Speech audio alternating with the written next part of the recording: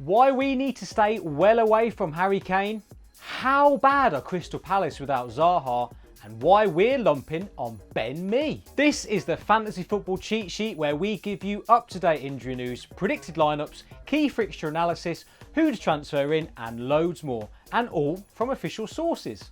And we're working from home now, which is easy for me because it means I can pop out the door and put the kettle on, nice and easy.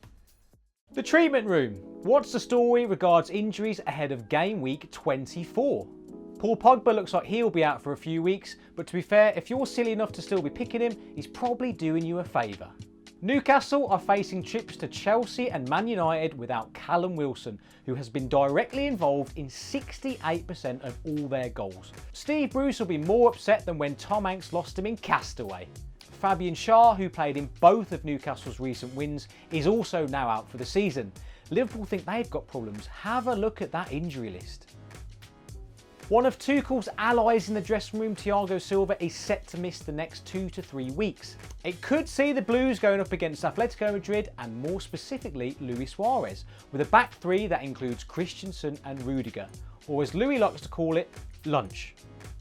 Pack the season up is what most Palace fans are thinking right now. Wilf Zaha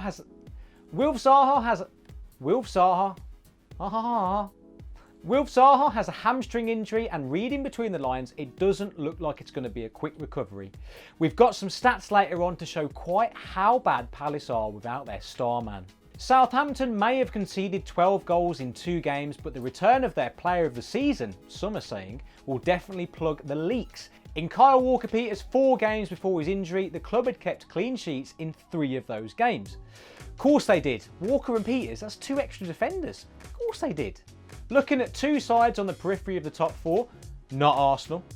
No, it's obviously Everton and West Ham, and they should both have key attacking options fit for this weekend. Mikel Antonio won't be risked in Tuesday's game against Man United, but he's almost certainly going to start against bottom side Sheffield United. Meanwhile, James came off with a classic tight calf, having scored his 2nd goal in 3 games, but he should be all good ahead of their double game week. James, where's the H?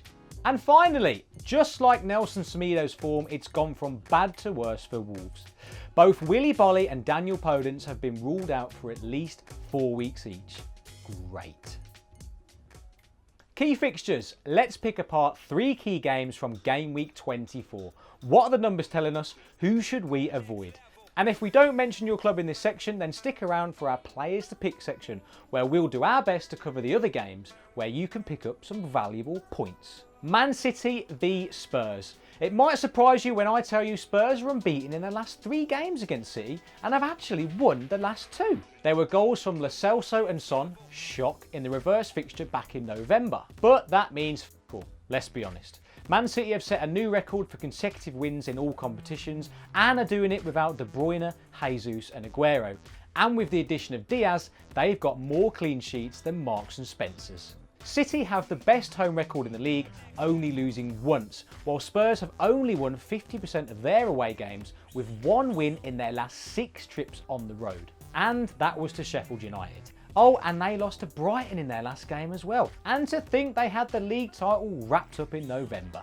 Looking at individuals, Son has 6 goals in 9 starts against City. He's only scored more goals against Southampton in the entire league.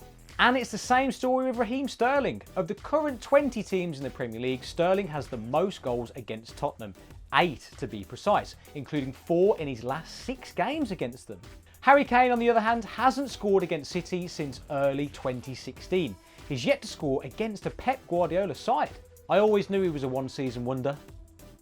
Leicester v Liverpool. This is not the ideal bounce-back game for Liverpool, we'll be honest. The Foxes have already beaten City, Chelsea and Man United, and lesser sides too, in Spurs and Arsenal. Vardy loves it in this one as well. He's got 7 in 12 against the Reds. A lot has been said about Liverpool's recent poor home form, but it's actually away where they've been poorest. They've only won 4 out of their 11 games away from Anfield. By contrast, they picked up 10 more points than any other side away from home last season. But if there is hope for Liverpool, it's in the fact they've won 6 of the last 7 games against Leicester. That is a slim hope though, considering they did have Van Dijk at the back for most of those, and they haven't kept a clean sheet in 5 games. Everton v Fulham. We'll mix it up this week and focus on two sides with double game weeks. And as we move on from Leicester, let's talk about an actual fox in the box. Calvert-Lewin had gone 7 games without a goal, but now has 2 in 2, taking his tally to 13. Only Mo Salah has more goals than him this season. And if you remember the reverse fixture back in November, you'll know DCL scored a brace that day as Everton took all 3 points. He has the most headed goals this season and has the 4th most shots on target. Although there has been a definite upturn in Fulham's form of late, they have only won 1 of the last 15 games. And just like my fridge at home, there's just too many draws. Of those 15 games, they've actually drawn 8 of them. Only Burnley and Sheffield United have scored fewer goals than them as well. Of the other games in the league, West Ham are at home to bottom side Sheffield United. The Hammers have only lost 1 of their last 9 and have kept 4 clean sheets in those. Aaron Cresswell has definitely been a standout, particularly with him being on most set pieces. At just 1.8 million, only 1% of you are picking him on Dream Team. Meanwhile at Old Trafford, it's the league's best attack versus the league's worst defence. If you don't have Bruno this week, you're really not playing Dream Team, are you? Transfer ins. Right, let's get to it. 3 names we think you need to get in your sides this week. Remember, if you're playing Dream Team, February brings with it 5 brand new transfers to do what you want with. Phil Foden. After his performance against Liverpool, we can confidently say this is now a no-brainer. Cheaper than the likes of Pepe, Aubameyang and Jimenez, Foden is now the 2nd highest scoring midfielder on the entire Dream Team game. He's over 2 million cheaper than KDB and yet has more points. Pep's gentle nurturing of Foden into the first 11 has paid off, and he can now be considered one of the most important assets in Pep's side. Proof of this is in the fact that he's had more minutes on the pitch in all competitions than Mahrez, Silva, Torres, Jesus and De Bruyne. Not combined, obviously. Reece James.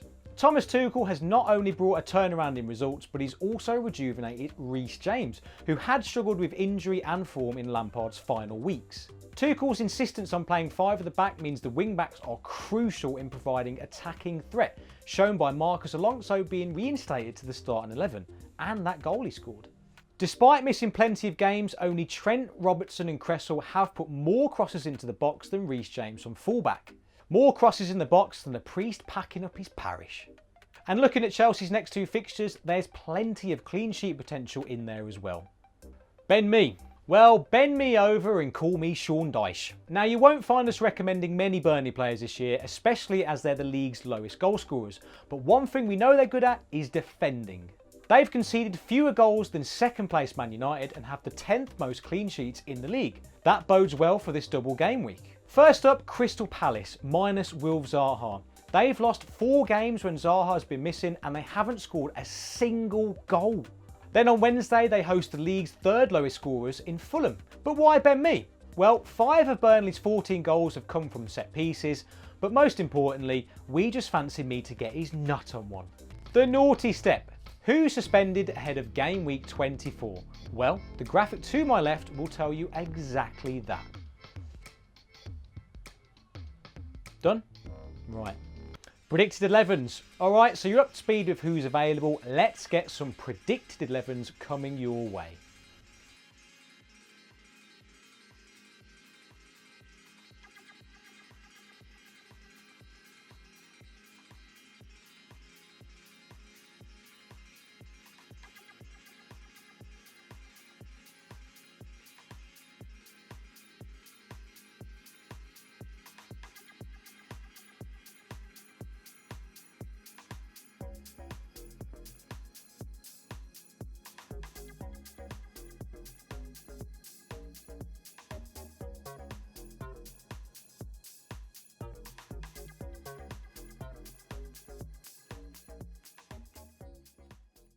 Right, that's your lot. Just before I leave you, I've got to remind you about our Dream Team fantasy football game. We've got a new and exciting subscription service for you this year called Dream Team Coach. It offers projected scores, fixture difficulty rating, projected price changes and loads more if you're looking for that extra detail when picking your sides. It's available really easily in the app and there's a link in the description below. Oh, and best of all, it's half price right now, so just $9.99 for the rest of the season. So now's the time to get on it. Let us know what you thought of the show in the comments. Tell all your mates about us. Tell your nan about us, as I always say. We're working hard every week to give you the most informative video on the internet for fantasy football. And as always, let us know how your season is getting on. Right, that's your lot. I'm off to put the kettle on. I'll see you again next time.